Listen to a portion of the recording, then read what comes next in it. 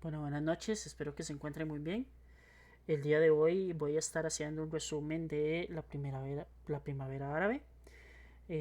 No lo grabé en la clase anterior por una situación de que no quedara demasiado pesado el video y no fuera demasiada la información, sino que simplemente hacer una división. Sigue siendo 28 de junio y esta es una clase para estudios sociales de bachillerato. Aquí voy a estar explicando el tema de la primavera árabe como un conflicto actual que se mantiene en muchos de los países, que es un conflicto netamente social, político, que ha traído crisis a mucha población, desplazamientos, ha generado inestabilidad en las personas y en estos países por múltiples intervenciones de organismos internacionales, etcétera, etcétera, que no han logrado establecer un régimen político estable para estos países y procederé a explicar qué es la primavera árabe. La primavera árabe es un movimiento social que busca un trasfondo o un cambio político en el cambio de cómo se percibe o cómo se eligen los diferentes representantes de los países, y que se va manifestando en todos los países del norte de África de alguna forma u otra. Este movimiento también se le conoce como el movimiento de las redes sociales porque la mayoría de personas coordinaban por el Facebook para la asistencia de las marchas o manifestaciones violentas o no violentas, lastimosamente, en los diferentes países. Sin más que decir, arrancamos. La primavera árabe va a iniciar este, en un periodo del año 2011 aproximadamente, desde inicios del 2011 hasta la actualidad. Vean que es un conflicto que tiene aproximadamente 10 años. Se ha identificado así como una manera mediática, digamos, de parte de los medios internacionales, dígase la BBC o CNN. Este, y lo que busca principalmente es hacer un cambio político y en cierto punto se ha logrado porque han caído varias dictaduras militares que tenían mucho tiempo de estar funcionando. Dígase el caso de Ben Ali, en el caso de Túnez, de Hosni Mubarak en el caso de Egipto, de Muammar Gaddafi en el caso de Libia. Han habido intentos por quitar al líder de Libia, que lo vamos a estar analizando más adelantito, la violencia que no ha parado de crecer en Yemen y se han visto varios círculos ahí viciosos que no han permitido desarrollarse del área totalmente. Estos son algunos de los países involucrados.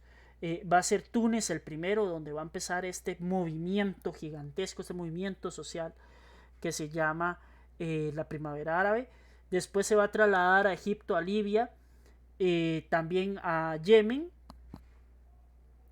y por supuesto que a Siria, que es este que está acá. Y no hay que olvidarse del conflicto árabe-israelí que se está viviendo entre el país de Israel, Palestina, Cisjordania y los demás países árabes que también tienen un conflicto con Israel. Bueno, ¿qué pasó en Túnez y por qué inicia este movimiento? Es muy sencillo de ver. Hay un joven, una persona relativamente joven, que es un vendedor ambulante en Túnez. Él vende mercadería y con eso pues mantiene su familia, ¿verdad? Y se hace responsable del pago de cuentas, etcétera, etcétera. Este vendedor ambulante pues obviamente no tiene autorización para vender y la Policía Nacional de Túnez lo que hace es quitarle o decomisarle la mercadería. Cuando se logra hacer eso, el señor conocido llamado como Mohamed Bouazizi decide quitarse la vida prendiéndose en fuego. Esta situación es grabada en vivo, es mostrada a la población y genera una profunda indignación contra el gobierno de la dictadura de Ben Ali. Ben Ali es un líder apoyado en el ejército tunecino que había generado hasta cierto punto estabilidad política, pero que estaba en un país que se estaba yendo a pique. Túnez, con esa dictadura, a raíz de la situación con Mohamed Bouazizi, hay manifestaciones muy violentas y muy fuertes en Túnez para la dimisión de Ben Ali, dictador de ese país. Ben Ali ve que es una situación insostenible, que el país está paralizado económicamente y políticamente y que no hay otra solución nada más que renunciar. Para eso se deja al líder del ejército en aquel tiempo, el primer ministro Mohamed Ghannouchi, con el fin de que él cree un consejo de transición para que se pueda establecer un nuevo gobierno de índole democrático, por así decirlo, en donde los tunecinos iban a votar y elegir. Ni siquiera el mismo Ghannouchi soportó estar en ese proceso, y cuando se quita o cuando dimite de su cargo, hay un vacío de poder y una inestabilidad política muchísimo más profunda de la que ya estaba cuando estaba Ben Ali y posteriormente Ghannouchi. Esta situación no se va a regular hasta que se celebran las elecciones en Túnez y pues la gente escoge un líder que guíe cuál es el norte del país. Esas son algunas de las imágenes. El que ven ustedes en la parte superior es Ben Ali. Este joven que ven acá es Mohamed Bouazizi. Estas son algunas de las imágenes de las protestas que se desarrollaron en aquel tiempo. Y esta es la visita de Ben Ali a Mohamed Bouazizi. Ahí tenemos a los 3 médicos y yo creo que con los 3 médicos se ve más que suficiente cuál fue la reacción. Lastimosamente el joven perdió la vida porque sus quemaduras eran bastante serias y no se pudo hacer nada al respecto. Esa misma situación se va a trasladar a Egipto, donde había un líder militar, Hosni Mubarak, que tenía 30 años del poder, y que los egipcios ya estaban cansados de esa situación. Eso va a generar que en ciudades como el Cairo o como Alejandría hay una manifestación de aproximadamente 500,000 de personas. Eso va a generar que el presidente Hosni Mubarak despliegue sus fuerzas militares y son sumamente reprimidos todos aquellos movimientos sociales. Al regresar a las casas, él propone que se debe hacer una reconciliación nacional y lo que hace es cambios sustanciales en las nóminas del gobierno. Sin embargo, no es suficiente para ellos y las revueltas continúan y Hosni Mubarak se pide la cabeza a Hosni Mubarak, perdonen, y el 1 de febrero se organiza una de las manifestaciones más grandes que tiene registro en la historia de la humanidad, que es la marcha de el billón de personas.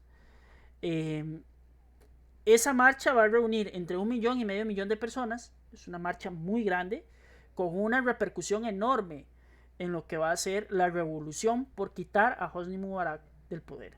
Se logra, el presidente Hosni Mubarak renuncia el 11 de febrero tras 30 años en el cargo y cede el poder al Consejo Supremo de Fuerzas Armadas, que se va a encargar de organizar un proceso electoral para elegir a su próximo gobernante. Estas son algunas de las imágenes. Estas son las manifestaciones de aproximadamente entre 500,000 y 1,000,000 de personas de Egipto. Este que ustedes ven acá es Hosni Mubarak y aquí hay gente solicitando por la liberación de Egipto. Uno de los casos más particulares que tiene el tema de la primavera árabe es el tema de lo que pasó con Libia. En Libia había un coronel, Muammar Gaddafi, respaldado por el gobierno de los Estados Unidos, que era una de las personas más adineradas, y todavía la familia Gaddafi sigue siendo sumamente adinerada, del continente africano.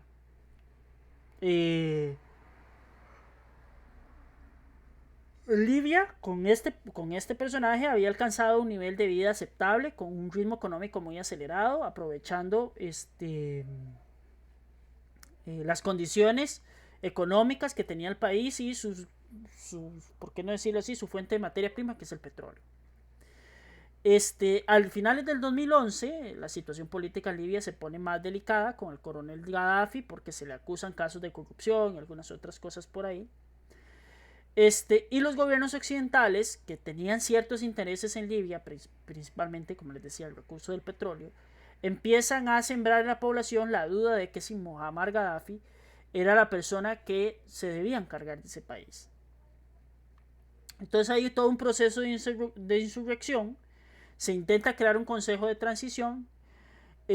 Sin embargo, Muammar Gaddafi sigue siendo un líder que se mantiene en la parte alta y se toma la decisión de que la OTAN, que es la Organización de Tratado Atlántico Norte, vista ya durante la Guerra Fría, amparada en una resolución de las Naciones Unidas, decida hacer un bombardeo sobre diferentes puntos de este país, de Libia.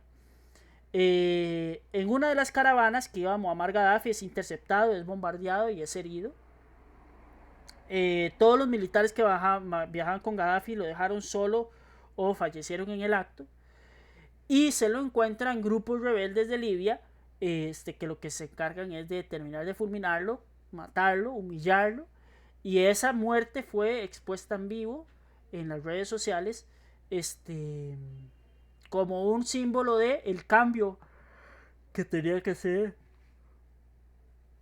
Libia, perdón. Eso va a generar que hayan 5 años en donde el país de Libia no se puede gobernar porque hay demasiados caciques y muy pocos indios, como dicen por ahí. Y eso va a generar un conflicto interno en este país que va a destacar en problemas muy fuertes. Esta es la ciudad de Trípoli, la que ven ustedes acá en la parte de abajo, de lo que quedó de Trípoli después del bombardeo de la OTAN. Este es Muammar Gaddafi y estos son aparentemente los militares que lo asesinaron. En el caso de Siria, Siria vive en un conflicto con un señor que se llama Bashar al-Assad. Bashar al-Assad no ha sido quitado de su puesto por una sencilla razón, y es que cuenta con el respaldo del gobierno ruso.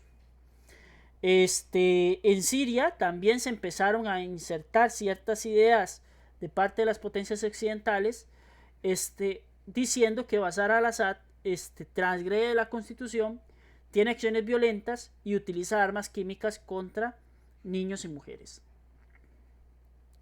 Hay investigaciones de muchísimos lados diciendo que sí y otros que no. De hecho, Donald Trump fue una de las personas que no creyó en lo que presentaba el gobierno de Bashar al-Assad y mandó a bombardear ciertos puntos estratégicos dentro de ese país, ¿verdad?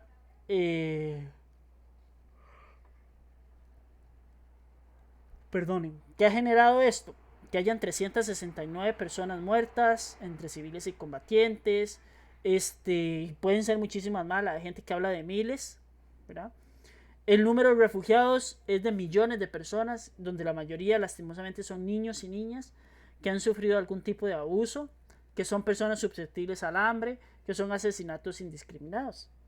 Y hay un total de 6.5 millones de personas desplazadas de Siria porque la situación realmente es totalmente insostenible, ¿verdad? Entonces eso es lo que está sucediendo en Siria. Estas son algunas de las imágenes. Esta es la ciudad de Damasco, que es una ciudad preciosa de muchísimo tiempo. El que ustedes tienen a la izquierda es Bashar al-Assad. Lo que tienen acá son las líneas de disparo del ejército sirio. Y aquí tenemos algunos de los lastimosamente afectados por el tema de la guerra. Y bueno, sin más que decir, hay muchísimas noticias sobre la primavera árabe que uno puede observar, que puede ver, que hacen resúmenes más detallados tal vez del que yo pude haber hecho. Pero sin más que decir, les agradezco muchísimo, que tengan muy buenas noches, que puedan descansar y mantenerse a salvo. Feliz día y que les vaya muy bien.